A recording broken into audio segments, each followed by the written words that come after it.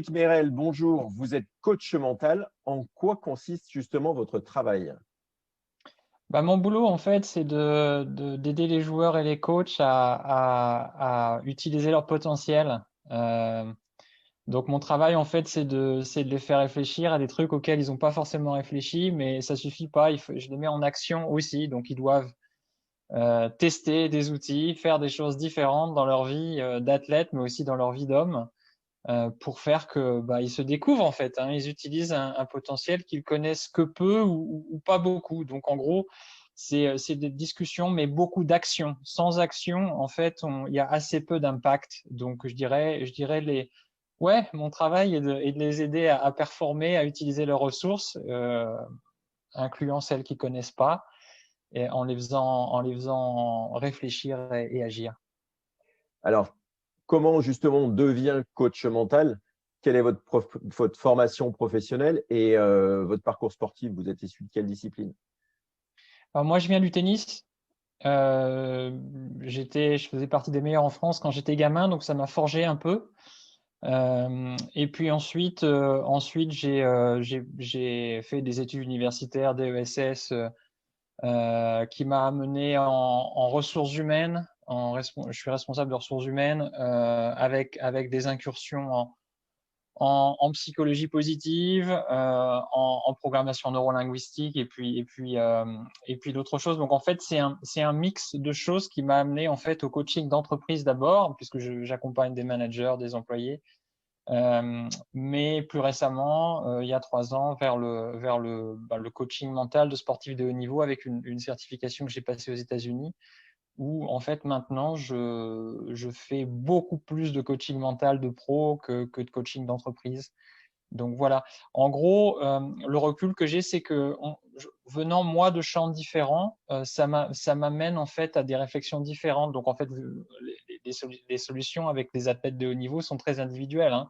C'est pas forcément ce qu'on dit, c'est pas forcément ce qu'on dit qui fait la différence, mais c'est dans la manière dont on le dit. Donc en fait, toutes ces expériences un peu diverses sur le cours de tennis, mais aussi dans la vie avec toutes ces certifications que j'ai passées, m'amènent à, je crois, avoir de l'impact auprès des sportifs de haut niveau. Alors justement, avec quelle sorte de sportifs travaillez-vous? Est-ce que vous intervenez essentiellement avec des sports individuels ou alors est-ce que vous faites aussi du coaching d'équipe? Alors je fais un peu tout. Si on regarde un peu le planning de cette semaine, hier soir, je travaille avec un joueur de l'équipe de France de hockey sur glace. Juste avant qu'on se parle, Xavier, je travaille avec une athlète finlandaise qui fait partie des 30 meilleurs en 3000 mètres steeple.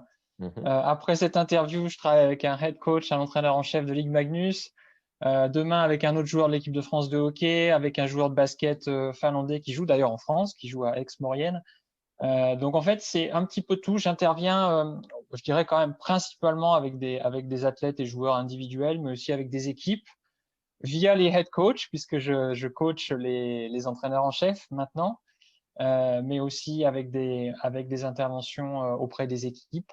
J'ai fait ça avec des équipes de hockey sur glace ici en Finlande, de championnat Mestis, où je présentais les bases du coaching mental en gros.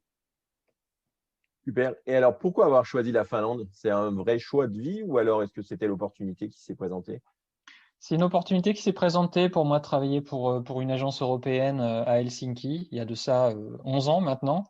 Bon, bien sûr, la Scandinavie avait à l'époque, j'imagine que c'est toujours le cas, une bonne réputation en France, hein. On parle de la qualité de vie scandinave, donc ça m'attirait plutôt pas mal, donc j'ai sauté sur l'occasion.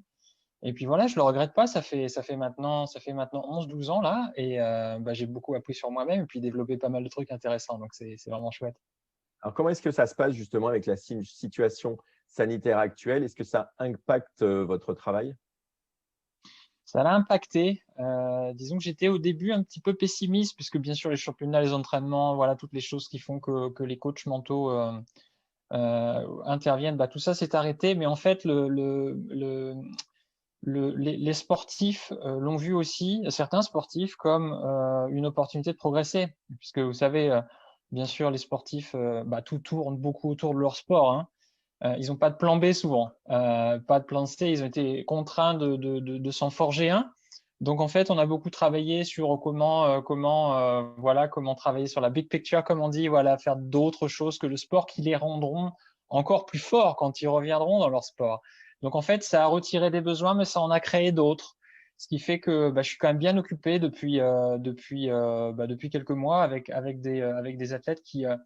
en fait, le truc fascinant, c'est que réellement, le Covid a été une opportunité pour les athlètes de devenir encore plus forts. Et ça paraît être une phrase toute faite, ce que je dis, mais non, ils se découvrent. Moi, je suis convaincu que il y a les Jeux de Tokyo qui arrivent, espérons qu'ils se déroulent d'ailleurs, mais qui arrivent, et je suis convaincu que certains athlètes avec qui je travaille vont faire beaucoup mieux aux Jeux de Tokyo ou en 2021 que de ce qu'ils ont fait auparavant. Espérons-le. Et alors justement, quelle est la situation en Finlande? Est-ce qu'il y a un reconfinement? Est-ce que vous avez des couvre-feux? Comment est-ce que ça se passe? C'est très différent de ce que vous vivez en France. On a été épargnés, et puis les Finlandais sont disciplinés de nature et aussi une faible densité de population, comme vous savez. Les Finlandais, quand on n'était pas en confinement formel, mais se confinaient d'eux-mêmes et restaient distants les uns par rapport aux autres. Donc on a vraiment été épargnés. Bon, le championnat de hockey sur glace de Mestis de seconde division était suspendu là au mois de décembre et sur le mois de janvier aussi. Mais par contre, la Liga finlandaise de hockey sur glace continue. Donc on a, je crois, de mémoire, on doit être à 36 000 cas seulement, 36 000 cas en Finlande avec 500 décès et pas plus. Donc il n'y a rien de comparable par rapport à ce que le reste de l'Europe vit, malheureusement. Très bien, et ben merci beaucoup en tout cas pour cette interview et puis bon courage pour la suite et à très bientôt. Merci, à bientôt.